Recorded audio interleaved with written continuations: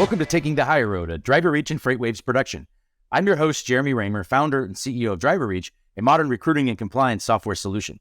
On this show, I interview industry experts and thought leaders who bring their insights to the driver lifecycle as we discuss the industry's greatest challenges, driver recruiting, retention, and compliance. I appreciate all the positive feedback on the show. Please remember to rate and review Taking the Higher Road, whatever platform you use to listen. I'm excited to be joined today by a great friend, a young rising leader in the industry, a fellow entrepreneur, and DriverReach partner, Dr. Mark Manera, CEO and founder of Supply Chain Fitness. And May is Employee Fitness Month, and I can think of no better guest than Mark to talk about the importance of maintaining physical health in the trucking industry specifically. So glad to have you back on the show, Mark. Jeremy, thank you so much for having me. I'm excited for the conversation, and it's always great to talk. Well, so this isn't your first time on the show, and so I'm excited to catch up with you and talk about what's been happening in your world, how you're helping companies and drivers improve their health and wellness. And then for those who aren't familiar with Supply Chain Fitness, I want to be sure you can inform the audience on who you are, what you're all about, and so on. And then plus, I want to make sure that we have time for a question from a listener during our deeper dive segment. Does that work for you? Sounds awesome. All right. So even before we dive in there, as is the custom, I'm curious if you have any book recommendations or podcasts or anything like that for the audience. Anything that's been impactful for you. Yeah, so it's been like a month since I've finished reading it, but I read Shoe Dog from Phil Knight, and then my wife and I went and saw Air, the new Nike movie, and everything like that. But man, it was an awesome book. I really highly recommend it. It was really cool to see. I mean, like, everyone sees Nike today, but they don't see the fact that Phil Knight took 7 years before he even went full time on Nike. And it was just some random shoe company. He wasn't even making his own shoes. And then it was actually a failed business partnership that caused him to say, all right, hey, I need to start making my own shoe. And so just kind of, being an entrepreneur, I feel like a lot of the times in the media and on Twitter and LinkedIn, you see the idea stage and then you see the exit, but you kind of, it's not glamorous to talk about the 10, 20, 30 years of, eating crap before that comes to be. And so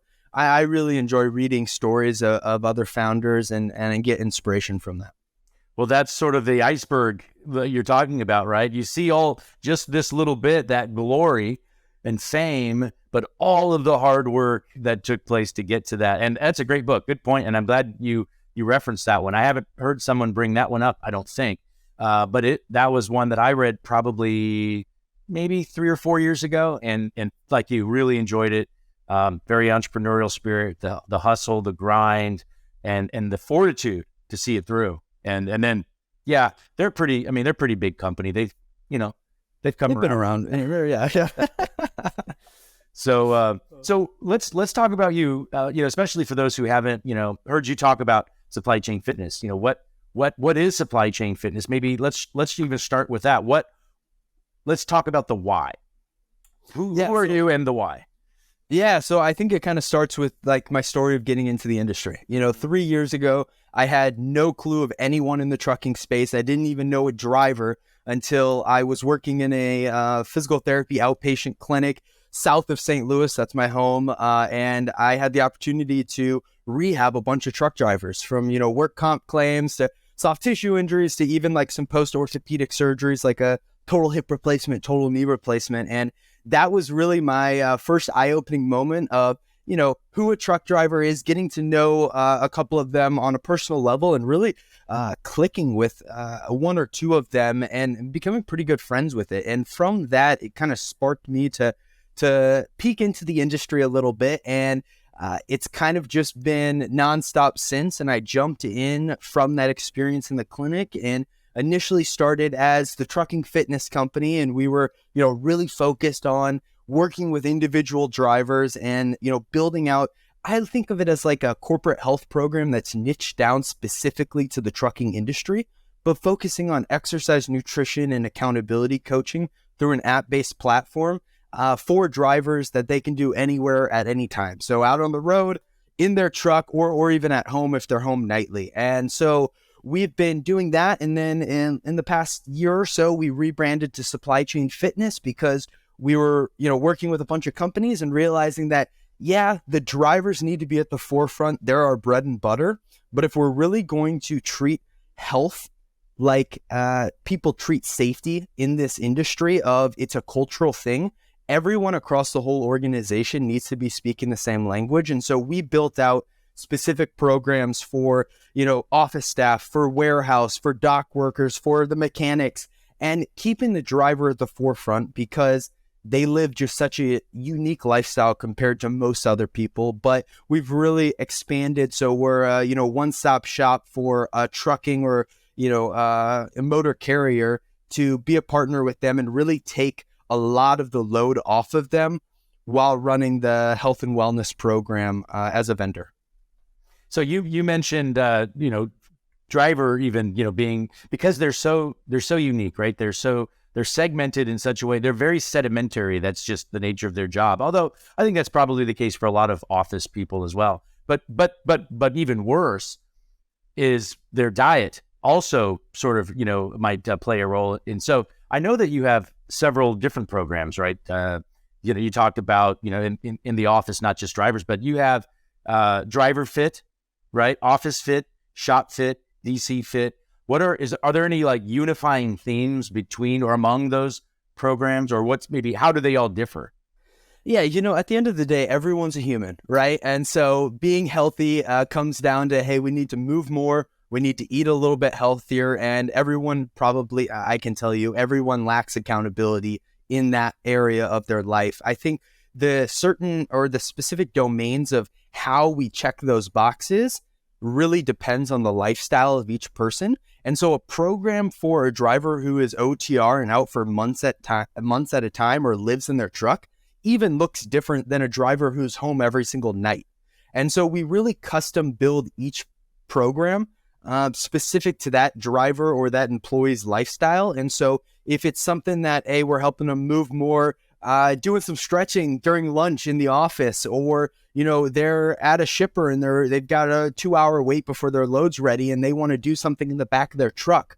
We've got custom different programs from an exercise standpoint where we have video and written instructions that they click start, they follow along, and it's right there. There's no guesswork. And then on the nutrition side of things, again, it's the same domains. I've honestly found just in general, I think this is a cultural issue, not even a trucking issue, that so many people say, hey, I'm going to make a change to my diet. And they do this 180 flip in their whole lifestyle and they're holding on for dear life. And then they fall back to square one about, a week later. And then you look at people or you talk to people and it's like, I've been on off, 20 different times in the past 10 years. And it's every time you get off, it's like another failure that adds up and makes that, barrier or, makes the challenge of living a healthier lifestyle even harder for those people. And so what we found is instead of saying, all right, Jeremy, here's a meal plan, go change everything tomorrow, we've actually taken a habit-based approach and focused on building lifestyle behavior changes on a nutritional standpoint that they can do regardless of where they're at. If they're at McDonald's or if they're at the Love's truck stop or if they're meal prepping and bringing all their food out on the road, we are helping them make the healthiest choice, in their circumstances and building lifelong habits because hard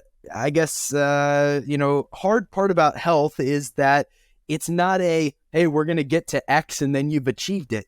Kind of the game of health is how can you set this up where you it's your lifestyle and you keep going and it's just a part of your daily routine for the rest of your life, right? And I think starting smaller is a better approach to get there versus opening it up MyFitnessPal and now all of a sudden you're like eating plain rice, broccoli, and gross chewy chicken every single meal of the day, right? And so that's kind of our approach. And then, we complement it with the coaching experience through the app and through a phone number that they can call or text and really try to build a relationship with them and help, change the program if something's not working for them, but also show them, hey, someone's there for you and they care. And I think that goes a long way, not only on the physical health side of things, but also the mental health.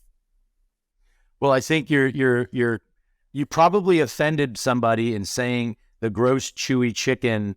That the gross chewy chicken lobbying group in DC is pretty powerful. and they they may have something to say about your comment there. But that's it's a really good point. I think that is habits, right? Creating habits, forming habits, and then they become second nature. Now, what are some of the biggest challenges, that you're facing, or that you have faced, at least in promoting a culture of health and fitness within the supply chain industry?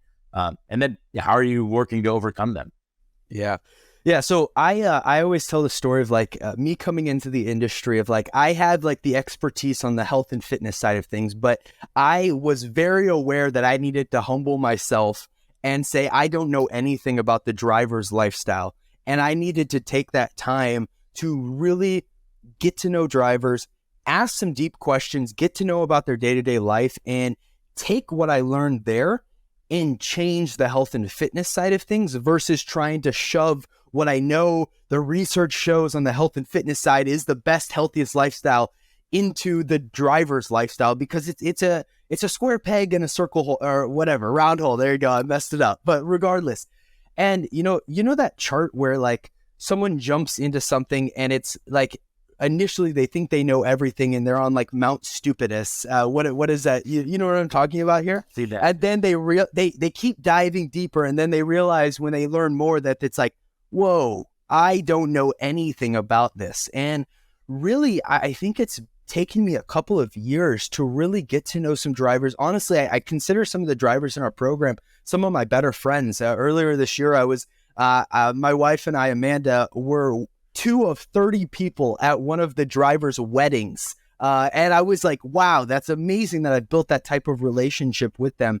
And I think something that's really opened my eyes is really realizing that my perspective of what health really is has changed in the last couple of years. And I think health is a lot more than how many steps a person took that day or if they meditated. And when you look at it and you talk to a lot of these drivers, to me, health is how much time that driver has to spend with their family or for themselves. It's how long their to-do list is after they get done driving for the day, or how much mental stress they're carrying around. And what I was seeing firsthand and what I've been seeing with the thousands of drivers we've been working with and I've talked to in the last couple of years is those are the things that are actually getting in their way of them making changes to their physical health.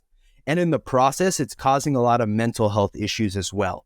And so the flip that switched for me and some stuff that we're working on in the background is how can we find a way to take stress off of drivers' plates and give them back time when they are off the clock to open up the opportunity for more drivers to make a change to their physical health.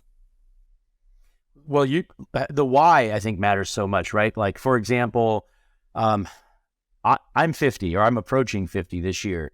I want to take care of myself because I want to live longer, because I want to see my children have children. And, and so I think if I'm putting myself in the mindset of a driver or anybody who might have, we might encourage or suggest that they, work with you, for example.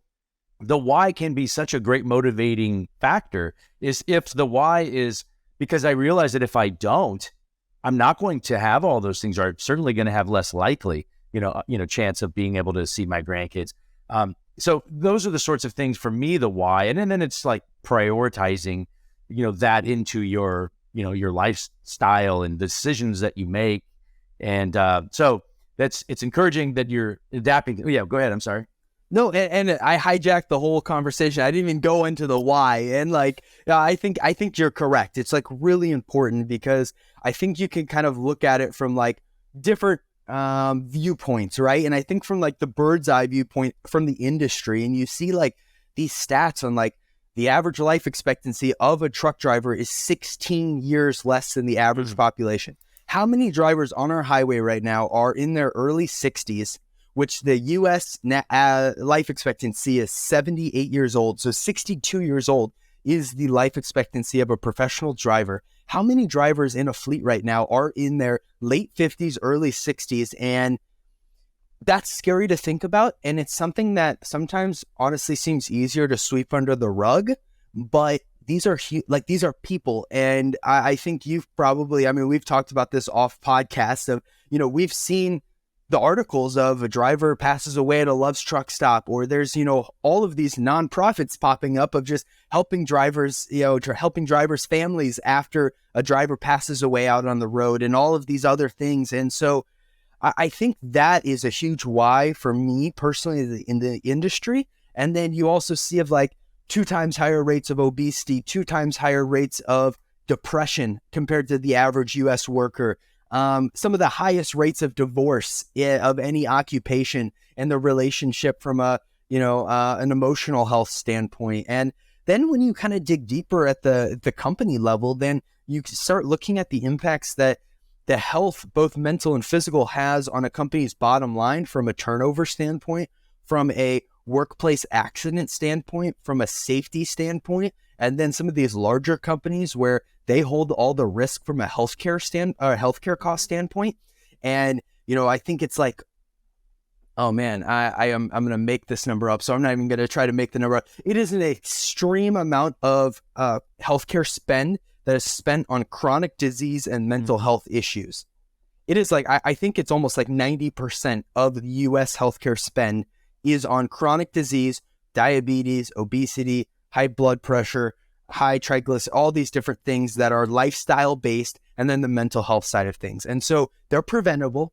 There's something that can change with a lifestyle change. And I think there's a huge opportunity there. And then when you kind of peel the layer one more time back, it's the driver's perspective of, man, you make so many sacrifices from a day-to-day level to be a driver, away from your family, away from things you want to do in life a lot of the times.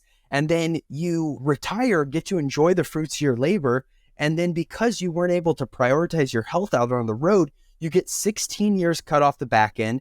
Maybe you were diagnosed with diabetes, or you put on a lot of weight when you were out on the road. And those things don't just get to be left in trucking once you retire. They come with you for a long time.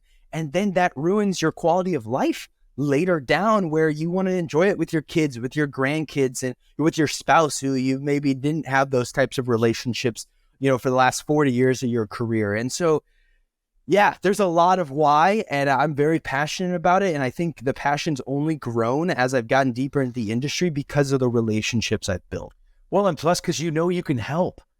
That's the thing that gets me so excited, even with, from a technology software standpoint, is when you're talking to people and, like, I can help you. And I know you enough to know that you very much are passionate and you want to help. Can you share just, what's your ideal customer? Like for the Driver Fit program specifically, kind of who's that ideal customer in your mind? Yeah, I mean, I think ideally it's probably a trucking company or a private fleet that has probably over 100 trucks, just because once you kind of hit that standpoint, it's not just putting out fires. You actually have some structure, and you've got an HR team, you've got a safety team, and you're also starting to look at being self-insured on the healthcare standpoint and trying to figure out a way to cut down on healthcare costs, or and also on turnover, and finding different initiatives to also add to your benefits list so you can differentiate yourself while recruiting. So that's probably what I would say. 100 trucks and up is kind of our ideal fleet size. Perfect. Well, I'll tell you what, for those who are listening who think this sounds like something that I should at least investigate, I should sort of dig into a little bit and make a connection. What's the easiest way for them to find out more information or to engage with you? Yeah, so supplychainfitness.com, or send me an email at mark@supplychainfitness.com, or I'm all on LinkedIn at, you can just look up Mark Manera and I'm there. I'm a message away, or Supply Chain Fitness on any social media. Yeah, very accessible. And I know that, we've known each other for several years now. I think through COVID, we built that relationship. And I'm certainly grateful for it. And I appreciate what all you do. Maybe here's an opportunity to brag a bit. Before we get into the deeper dive question, I think, what aspect of your platform would you say you're maybe most proud of? And how did that come about? Yeah, so I would say the most proud is what we are working on right now. So 2D, the next thing we're about to release and start working on. But what I'll say is I think the thing that I'm most excited about, and I think has been a really big unlock, and it's something that the story is I actually just was beta testing our program on, week one of me starting this whole thing. I got into trucking Facebook groups, which is the Wild West for someone who's never met a truck driver outside of a physical therapy clinic. And I had the opportunity to, work with 20 drivers with a beta test and helping them exercise, eat healthier, and learn a ton. And at that point, all we had was a outside the truck workout program, because that's just, I thought, the only thing they could do.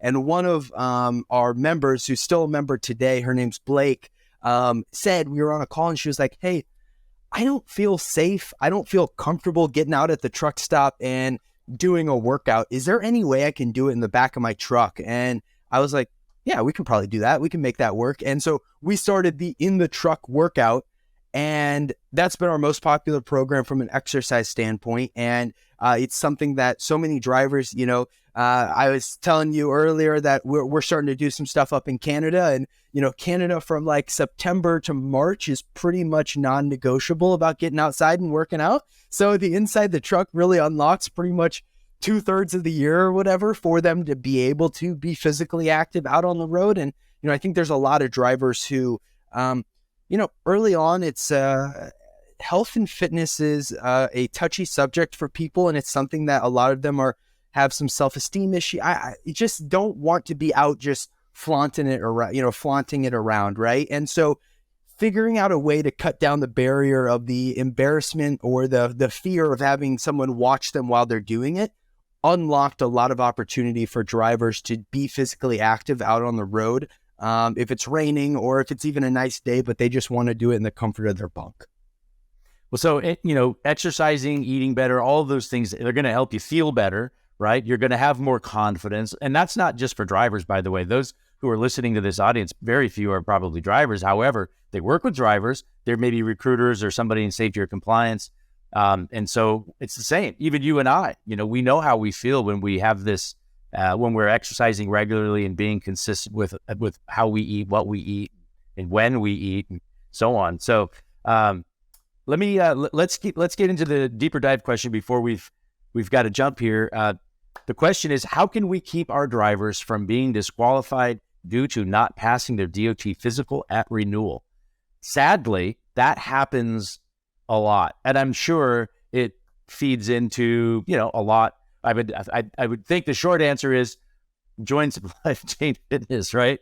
So, but yeah, how do you respond to that?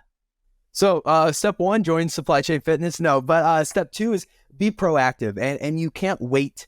You cannot wait until a week before the DOT physical to say, oh, wait a second, you have a 6-month card. We maybe should do something about this because it's too late, right? And I think what I've actually found really successful is using that DOT physical as a timeline or as a promotional opportunity to get them enrolled into our program. 6 months, even 3 months before that DOT physical, people are thinking about it. And that's an awesome opportunity where they've jumped in and taken the leap to join our program. But what I would say in general is the mindset of pretty much anything in life is it can't just be an every 2-year health concern where it's a 3-month sprint before your physical and then you wait till the next time you have to do a DOT physical. You're running a losing battle, because as you get older, those 3-month sprints get harder and harder, and your health doesn't move as fast as well. And so finding a way to just make small steps that you can consistently do throughout the year. And the goal would be that, you look at that DOT physical and you're not like, oh, I need to do something about it, but you are, oh man, awesome. I've been training for this. I'm ready for this. Let's go get this done. Right. And I think that initially drivers, when they hear that, can probably have some hesitation of like, yeah, right, I don't know if I can get to that point, but take those small steps, get it going. Companies, you have a prime opportunity to be the leverage point to offer this to drivers and have the call to action for your drivers to take care of themselves. And I think everyone wins if drivers are physically and mentally healthier. And well, thank you for that response. That was fantastic. Being proactive, I think, is really what it's about. And by the way, first time ever on taking the higher road. So that is fantastic. Okay. I was that allowed to curse? We'll find out. But either way, that's all. It's not even a curse word anymore. It was emphasis, right? Okay. Well, as long as I don't have Big Chicken coming at me and that's right. podcasts, it's like now I've got two people coming from both sides because I pissed two people off. So, all right, sorry about that. So, well, thank you so much for joining us today, Mark. Super grateful for our relationship, your friendship. Appreciate your passion and commitment to this industry. Yeah, thank you so much for having me. And thanks for joining me for another episode of Taking the High Road and for spreading the word to your industry peers. We really appreciate it. And remember, you could submit any questions or comments, including those which may appear on upcoming deeper dive segments at podcast@driverreach.com. And don't forget to rate and review Taking the High Road, whatever platform you use to listen. Until next time, thank you for taking the high road.